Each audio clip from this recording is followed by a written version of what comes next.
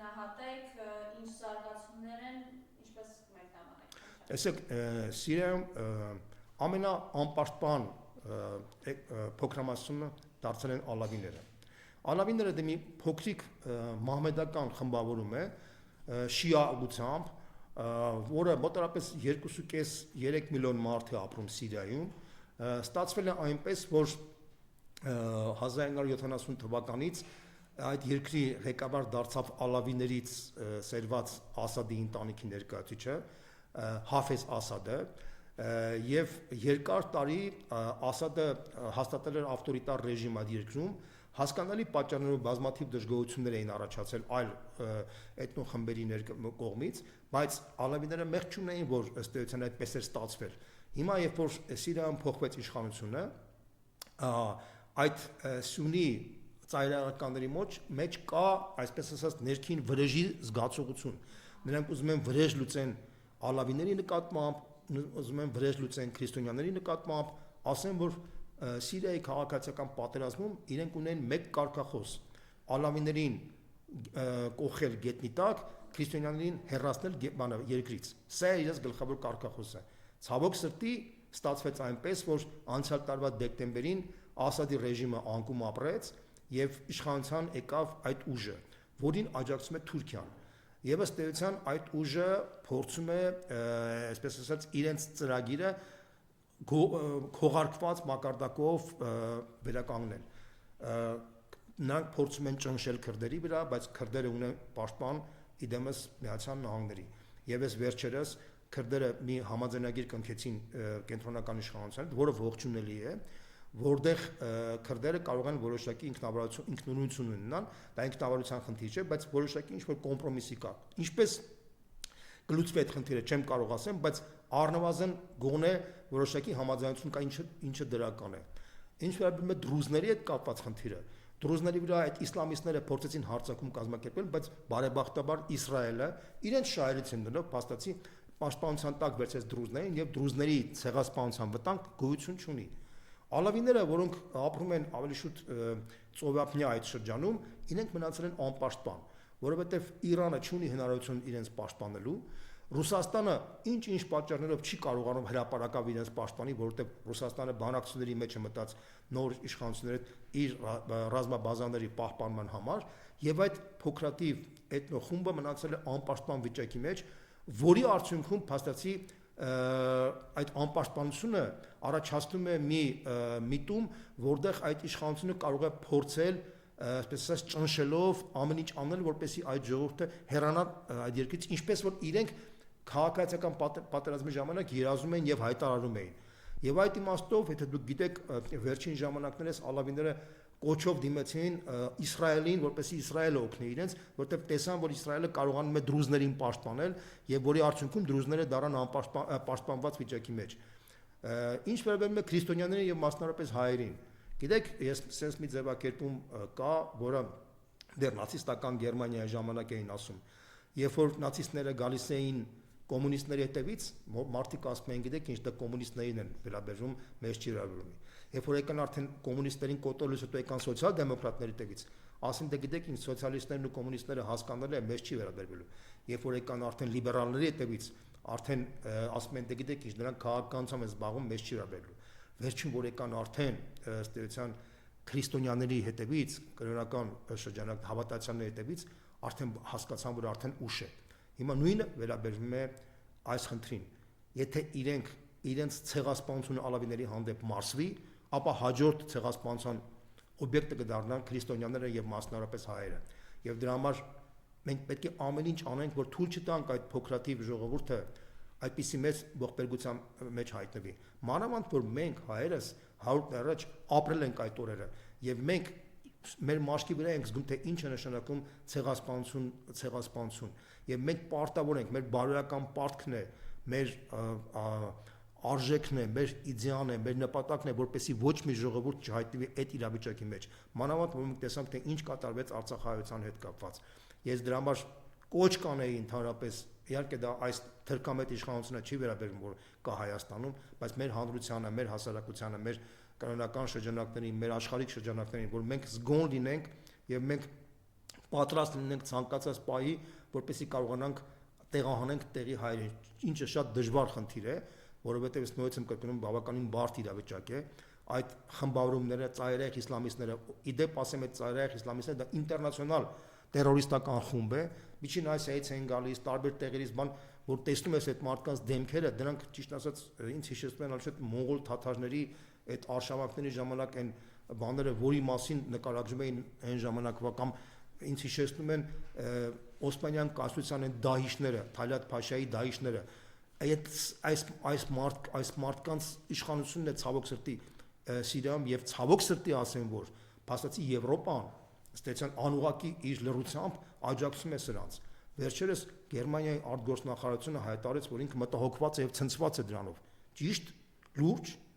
իրոք,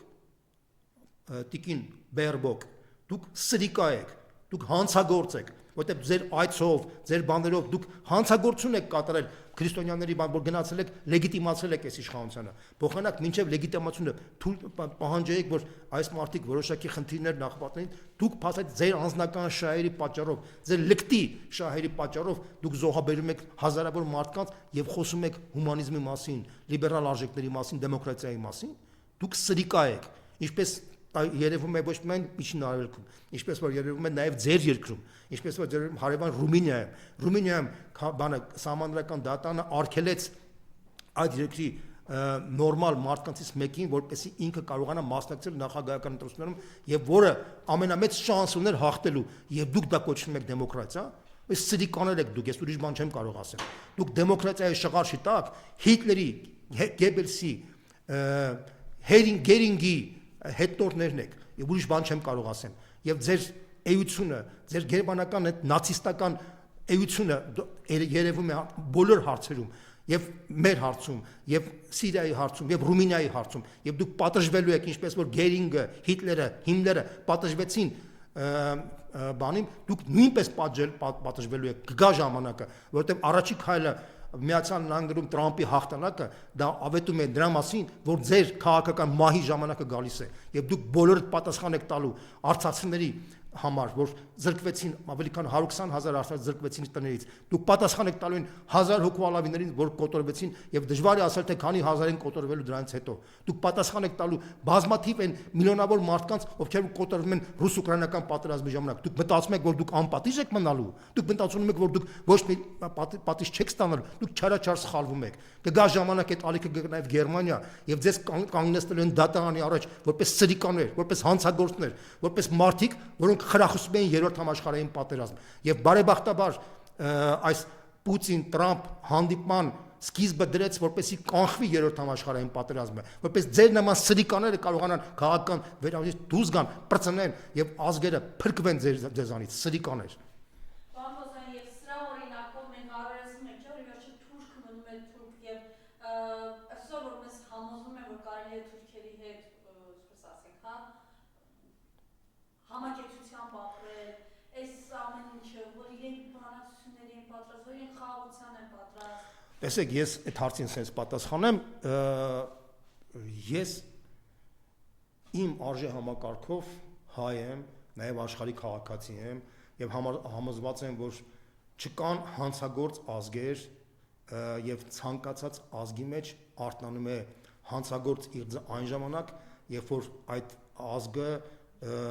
ոչ նորմալ բարենպաստ վիճակի մեջ է հայտնվում, ինչպես որ գերմանական ազգի մեջ ծնվեց նացիզմը եւ այդ նացիզմը բերեց մեծ ողբերգությունների բերեց, այդ նացիզմը ծնվեց նաեւ եվրոպական մի շարք այլ երկրներում, այդ նացիզմը ծնվեց նաեւ թուրքերի մեջ եւ ցավոք սրտի,